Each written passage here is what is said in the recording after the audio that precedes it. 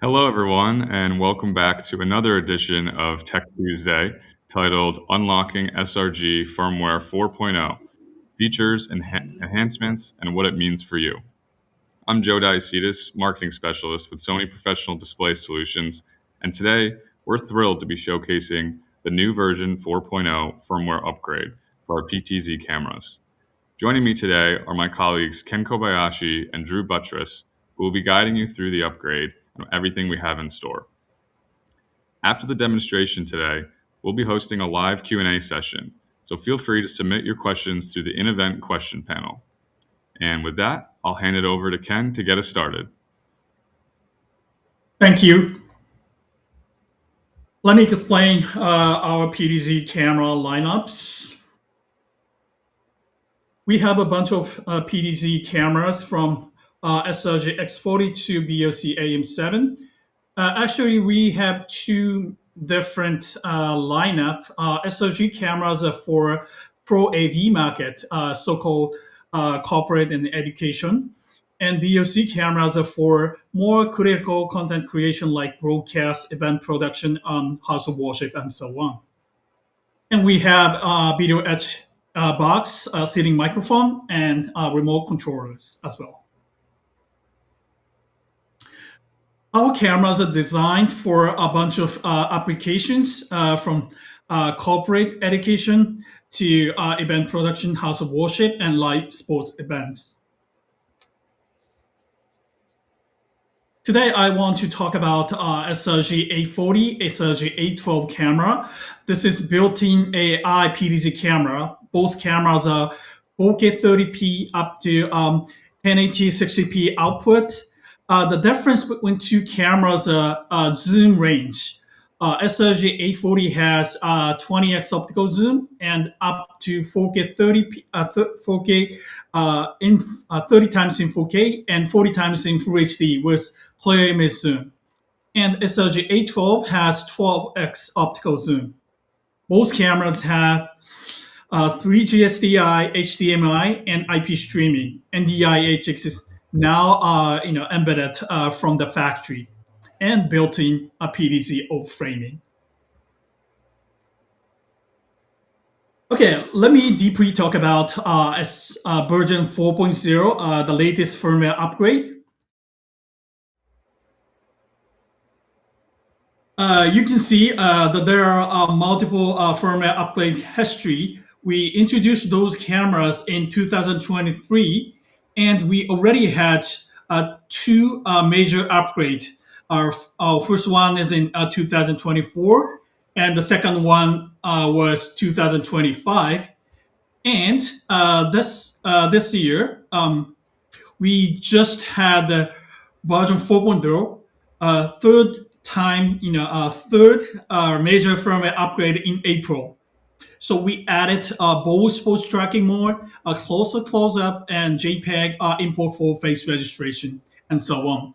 So we keep evolving our PDZ cameras and AI automated shooting features. So let me explain one by one. This is a summary of the features added to version 4.0. First one is both sports tracking mode. Second one is face registration from JPEG file import. Third one is closer close-up. And fourth one is improved operability. Let me explain one by one. In the latest firmware, we added both sports tracking mode. So we already had human tracking mode, and we added both sports tracking mode. So with this feature, we can track basketball games without any camera operator. So this is designed for full court basketball shooting with wide shot. The camera should be located on the center line, extension of center lines, more than 5 feet away, and more than 5 feet height from the ground level. So most of the case, the cameras are installed on the balcony. So you can see the web GUI for the setting. In this mode, we need to set up the court setting. That is, we should define 6 points of the court.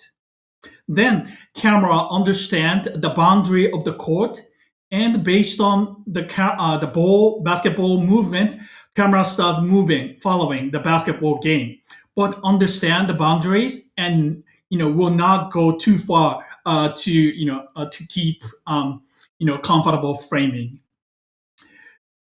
In this mode, the person framing cannot be available. When you run both sports tracking mode, camera only follows a basketball game. Switching between two framing mode takes a little time. Next, face registration from JPEG import. Our camera already has registered face tracking. This function is really useful.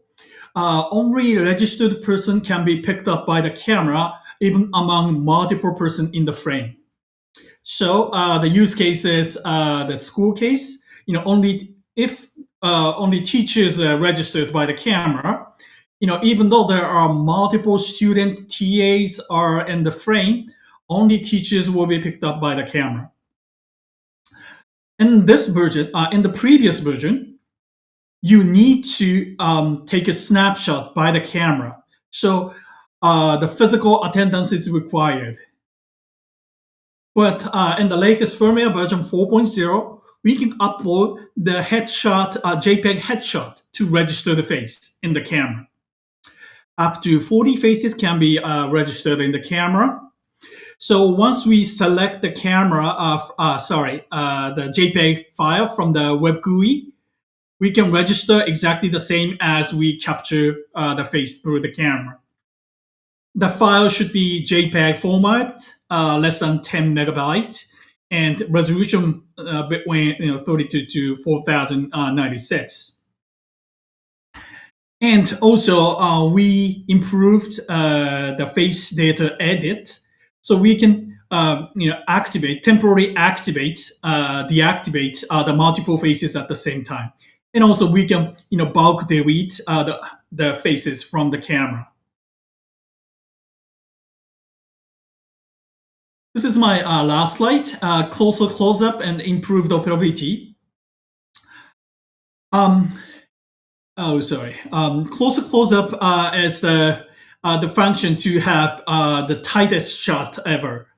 So we already had the close-up angle, that is a bust shot. But in the latest firmware, we have even closer angle. Only faces can be captured by the camera. And this is really impressive. Another feature is to show the boundaries, the tracking range lines, detection area lines, and fixed angle position areas on the web GUI. That is really easy to understand from where to where the subject can move. And once the subject step up from that boundary, the camera will go back to home position. And also, in the latest firmware, we can indicate the tracking status. Once the camera stops by missing the subject, the web GUI shows detecting or missing subject. So this is really intuitive.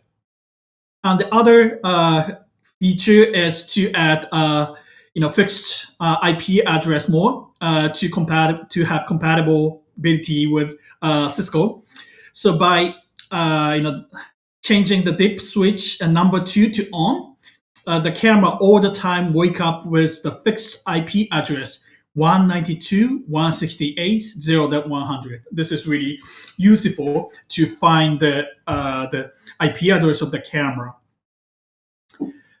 Okay, now let's take a look at the actions and features of basketball tracking mode. Thank you.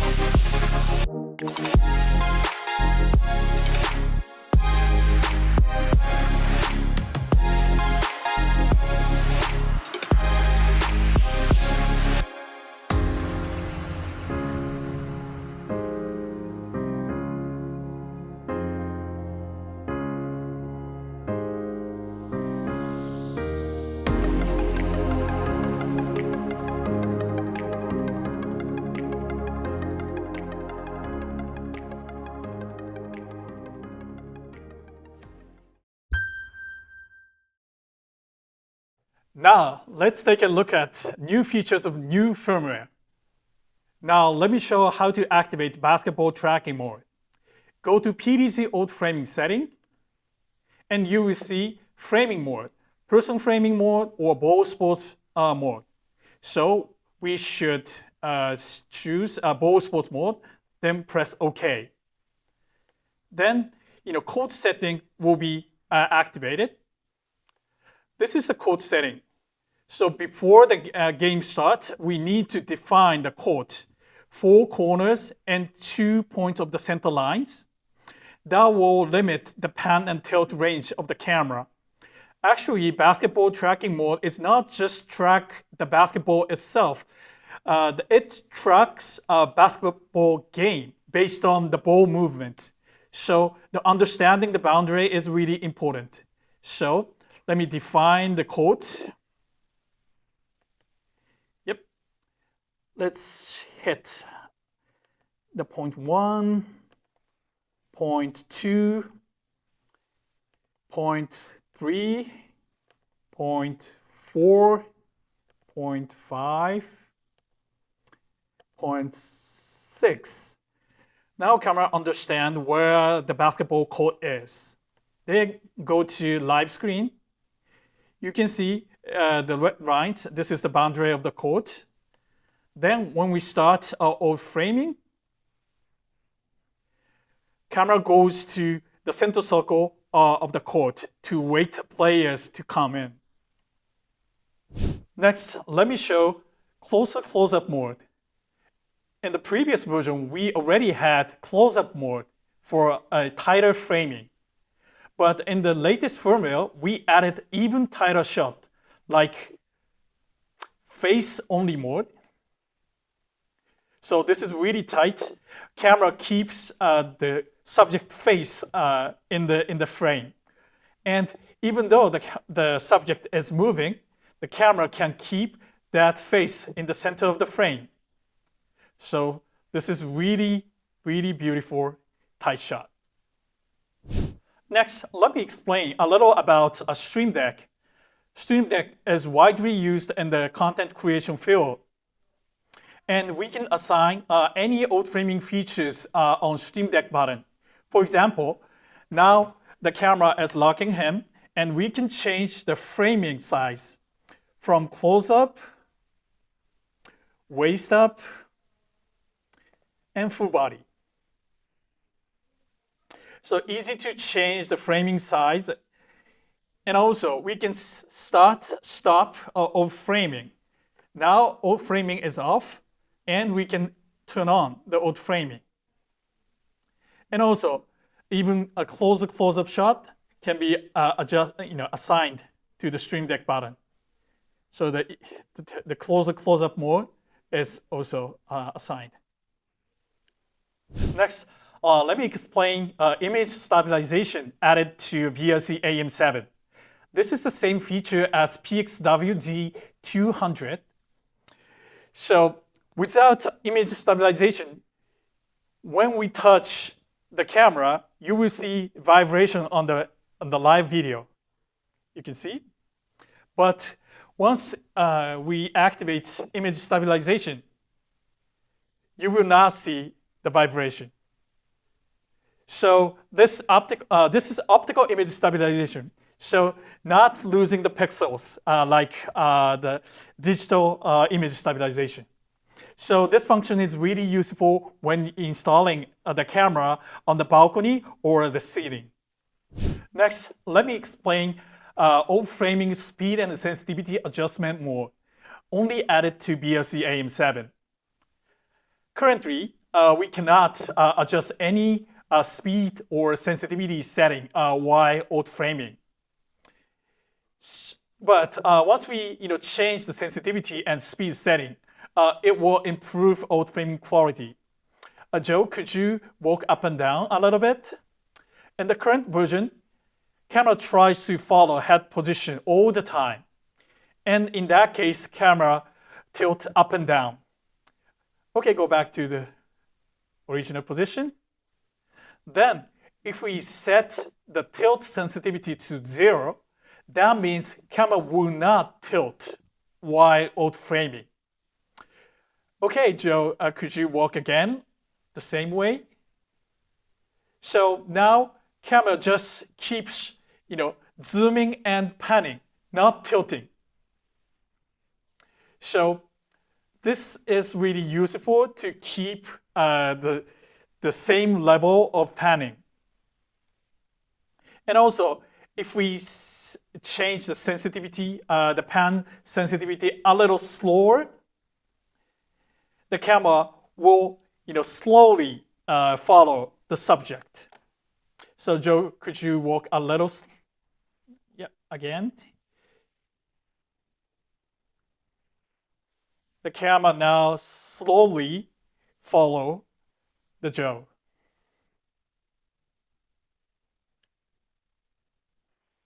That's speed and sensitivity adjustment mode.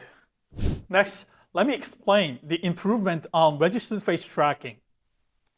Our camera has registered face tracking mode. That is, once camera recognize the subject face, the camera can only pick up a registered face. So once we capture Joe's face, then click. We can register his face in the database of the camera. And we can change the priority of each faces from 1 to up to 40. And in the latest firmware, we can also register face by uploading JPEG file. So without the subject attending, we can register that person's face in advance to the event or the semester. This new feature makes it easier to register face for registered face tracking, and it is very useful for events and lectures at school, and so on. Thank you for watching demonstration. Let me hand over to Drew. Thanks, Ken. If you're attending InfoComm this year in Las Vegas, please come and see us. The Sony booth is at, we're going to be in the Central Hall, booth number 8301. And in particular, Ken and I will be in the back right corner in what we call the broadcast for corporate and higher education, where you'll be able to see all of the new features of Firmware 4.0 in action with the SRG line, as well as the BRC AM7.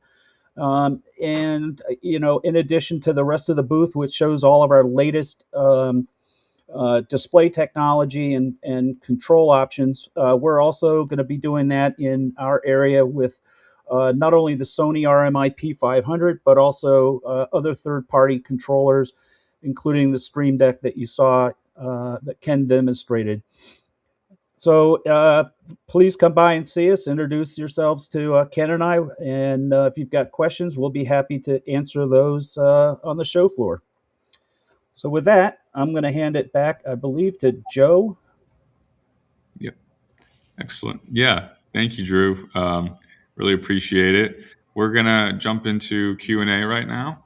So we got some questions coming in, but just want to say, if we aren't able to get any questions, we'll be sure to reach out afterwards and follow up with them as well. So, but with that, let's jump right into it. So we have a question from Kevin. And Ken, I'll throw this over to you. Does the Cisco compatibility include stopping auto tracking from their navigator? I think yes. The basic PDG control they already include in their navigator. I need to confirm the button design. How they can activate on and off PDG auto framing. But technically possible because PDG auto framing on and off is included in our BISCO command, and their system is compatible with BISCO command. Awesome. Excellent. Yeah, thanks, Ken. Let's go to Dan for this next one. Dan asks, can you give a range for the lead room?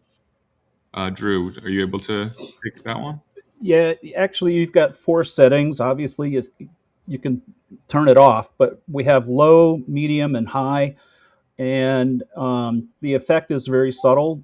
When you've got it set to high, depending on how far away the subject is from the lens, when they turn their head a certain direction, we open up the frame to almost try to see whom they may be talking to.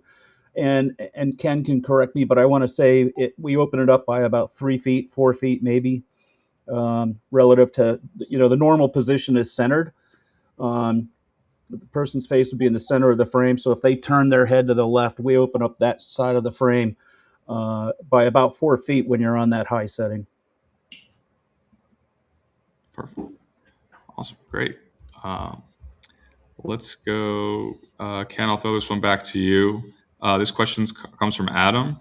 What is the process of setting up the Stream Deck, and what are the connection options? Good question. Actually, behind the Stream Deck, BitFocus Companion is running, not the Stream Deck plug into cameras or something. So you need to install the module of BitFocus Companion on the control PC, or use Raspberry Pi under the same subnet of PDZ camera. So using BitFocus Companion and the in the BitFocus Companion module, there are multiple Sony camera modules to control. Then once you select the module for Sony PDZ camera, then you can assign whatever functions to each button. Great. Thanks, Ken. Let's go to Josh for this next one. So Josh asks, you mentioned basketball tracking. Can you track the ball in other sports? And if not, is that feature on the way? Is that something that we can look forward to? Drew, are you able to take this one? Yep. So this is our first venture into sports tracking mode, if you will, and as indicated, right now it's just basketball, but we've had a lot of requests for things like soccer, volleyball, possibly even tennis. All of these we've provided that sort of feedback to our engineers in Japan, and it's still TBD as to which sport they're going to do next. But we fully believe there'll be more sports with future upgrades.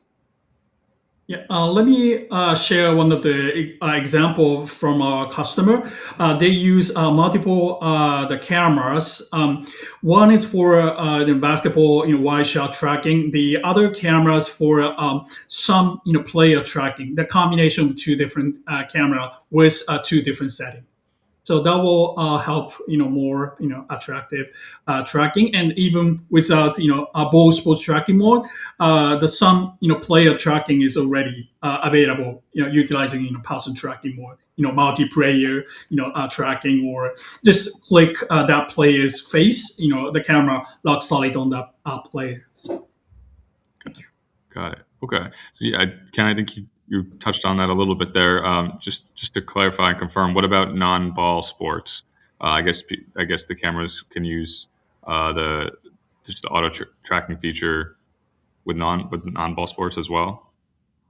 At this moment, human or basketball. Yeah, as Drew said, we received a lot of requests, and we are studying the feasibility of different subject to track. Okay, perfect, great, thank you. All right, let's see. This next question comes from Jeff. He asks, would it be possible to upload face images for exclusion, such as event tech, to prevent them from getting tracked? Drew, are you able to answer this one? I'm not so sure I understand the question. When you upload that JPEG file, those are the faces that you want to track. and you can prioritize them. So if Ken is priority 1, I'm priority 10, and the camera's tracking me. If Ken comes into the frame, the camera's going to jump to him. I'm not sure. It almost sounds like by saying exclusion, you're asking for the opposite, that these are people we don't want to track, and that's not how this operates. Yeah, at this moment, we use face data only to select the subject, not excluding, a certain person. But that's a good point, and we will, share this question to our engineers. Thank you. Great. Awesome. Thank you. Let's go back to Dan. Dan had another question. So in basketball mode, what happens in AI tracking during pregame or timeouts? Uh, yeah. Ken, do you want to? Let me answer. In that case, at this moment, basically, camera stays at the last framing. So if the one team had a timeout and the camera was shooting the left court, the camera stays on the left court. Then once the game restarted, camera will move based on where the basketball is. That's the current, but we also received many, start, restart, stop, restart options, like all the time go back to center line or something like that. So we are studying. Okay. Great, awesome. Thanks, Ken. So this next question comes from Joe. So Joe asks, besides the Stream Deck, what other control systems offer CGI support? I'll take that one. Currently, Crestron offers a CGI module. Extron recently released theirs. If you're talking about an external controller, we're compatible with the Scarhoj line. We're Scarhoj. We're going to be demoing the PTZ Extreme, which we also showed at NAB, and it can do Visca over IP as well as CGI. The Sony RMIP 500 is exclusively Visca over IP. Yeah, and QSC as well. Oh yeah, QSYS, right? QSYS has right from Control Concepts. We do have a module for QSYS-based control systems that are CGI. Awesome, perfect, great. Thanks, Drew. Ken, I'll give this question to you. So Jamie asks, are the 4.0 SRG cameras currently shipping?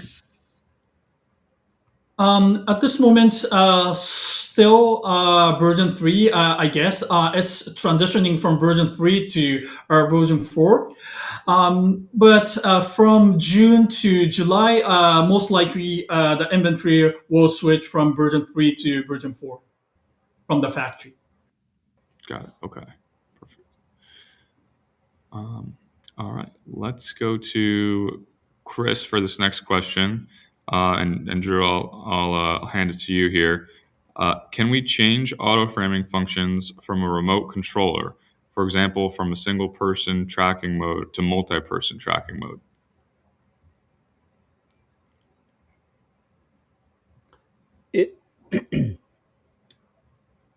I want to say yes. If you're talking about any of those control systems I just mentioned, Stream Deck, you could always program a button to switch. Just so you understand that multi-person tracking, we're going to keep up to 8 people in the frame, and all we're really doing is widening or tightening the shot based on how close those people are standing, together. Awesome. Great. This next question comes from Bob. Bob asks, how can I update my SRG camera? I'll take that. So version 4.0 is posted on our website. If you go to sony.com/PTZ and then select one of the SRG-A models, you'll get to that product page. Click on resources, and you're going to see software and firmware. Once you've clicked on that link, you'll see where you can download a zip file. Unzip that file, and you'll have not only the release notes, but you'll have a file that ends in .dat. And then when you're in the web UI, you go to settings, go to maintenance, go to information. You'll see the current version of your camera, and then you'll have the ability to what they call version up. And you'll click and browse to upload that .dat file and hit OK. You'll see a message that this is going to take about 25 minutes, and that's probably on average close. And then the camera will reboot when it's all done with the upgrade. And to verify, you can go back into the web UI, go to settings, go to maintenance, go to information, and you should see version 4.0. Perfect. Great. Thanks, Drew. We have another question about basketball mode for Ken. So Dan asked, in basketball mode, does the camera have to see the entire floor in frame to set the floor dimensions? Good question. At this moment, yes. Current basketball mode is designed only for wide shot, whole, court shooting mode. But we're studying some other options like some justification on the left team or right team. So at this moment, yes, but in the future, we have possibility to add some options to change some parameters to shoot even tighter game on the either court or something. Okay. Perfect. Great. This next question comes from Francisco. He asks, so do these PTZ cameras have onboard recording? And he notes that coaches might need to replay footage for analysis. The SRGs do not, but the BRC AM7 has dual SD card slots, so you can record.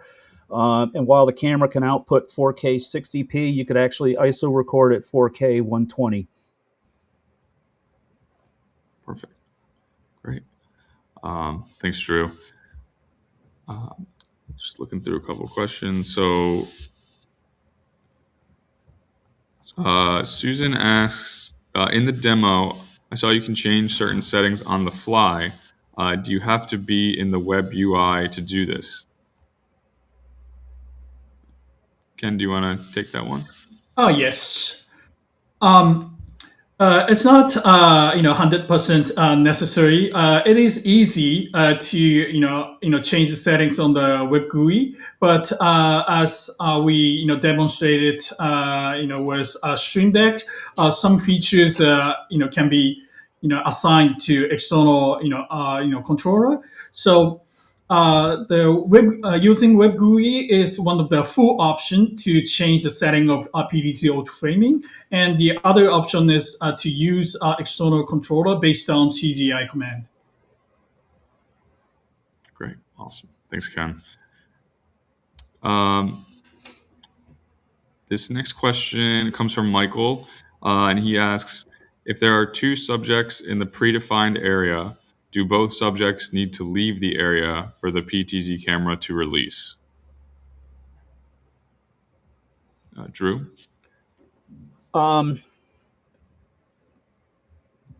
So if we're talking about tracking range, we're following a single person. If you've selected the multi-person mode and you're within that tracking range, fine. If one of the people leaves that defined area, the camera will default back to single person. When we talk about fixed angle, it's the camera's not going to follow anybody that's inside of the defined area for that fixed angle. And then if the primary person leaves, the camera will go back to tracking that primary person. Perfect. Great. Thanks, Drew. This next question, Ken, I'll send it to you. I think you might have covered this in the live demo, but just a reminder, can we register someone prior to live capturing by uploading a headshot? Yes, as we demonstrated, it should be a JPEG file less than 10 megabyte file, but we can register someone's face prior to the event. Yeah. Thank you. Perfect. Great. Thanks for clarifying, Ken. Um, and it looks like I think we'll do one more question. This last question comes from Christian. Are the SRG models Zoom certified? Drew, do you want to take that last one? The SRGAs are Zoom certified by the fact that they can output NDI, and so Zoom will ingest an NDI feed as if it were a USB feed. Obviously, the other option would be to use a HDMI or SDI to USB converter, but the SRG X40UH is Zoom certified, as well as the SRGAs and the BRC AM7, because of the NDI capability of the SRGAs. Got it. Perfect. Thanks, Drew. All right. It looks like we might have time actually for maybe just like one more question. So we'll try to squeeze it in here. This next question comes from Josh again. So he asks, do you document all of the behaviors of the various settings of auto framing? He noted that he recently set up to 3 and had a hard time following what each setting did. Ken, are you able to take that question? Yeah, good question. But our instructions doesn't include such a detail options when we set 3 people, 4 people, then how the camera actually behave in some certain case. So we do recommend try and error, and if you need our support, please feel free to reach out us, and we can also support to identify to how our camera behavior in that in certain occasion. Perfect. Great. Thanks, Ken. And then just one more comment. Dan just wanted to clarify. He was wondering if he wasn't interested in a half court game. He was wondering if he can set the floor dimensions by panning the camera. I think he asked a question earlier. Yeah. Yeah. At this moment, no. The camera, understand the boundary as I said, and keep the clearance from the each boundaries to have nice framing. So if we set the 6 points, just in the each side of the court, one side of the court, there are no room that camera can pan. Camera all the time stays just a wide shot to show the left court or right court. Never follow the basketball actually in that case. So. Got it. All right. Great. Thanks, Ken. Thank you both, honestly, for your participation here and for answering all those questions. Again, if we didn't answer any of the questions, we will be sure to we have them saved on our end, so we'll be sure to follow up and reach out and answer those. And thank you all for joining us and engaging throughout the session. We really appreciate it. We hope that you found this session valuable. If you'd like to see our PTZ cameras and any of our professional products at Infocom, please, as Drew mentioned, please visit booth C8301. And we'd love to answer any questions there as well and see you there. So, can't make it to Infocom. Our next Tech Tuesday will be on June 30th following the show, and we'll be recapping everything that we showed in Las Vegas. So lastly, if you're interested in watching any of our previous Tech Tuesdays, be sure to check out our YouTube channel. The link you can find the link in the chat below. And again, thank you again for participating. Thank you again for engaging. And, we look forward to see you at our next Tech Tuesday. So with that, have a wonderful rest of your day.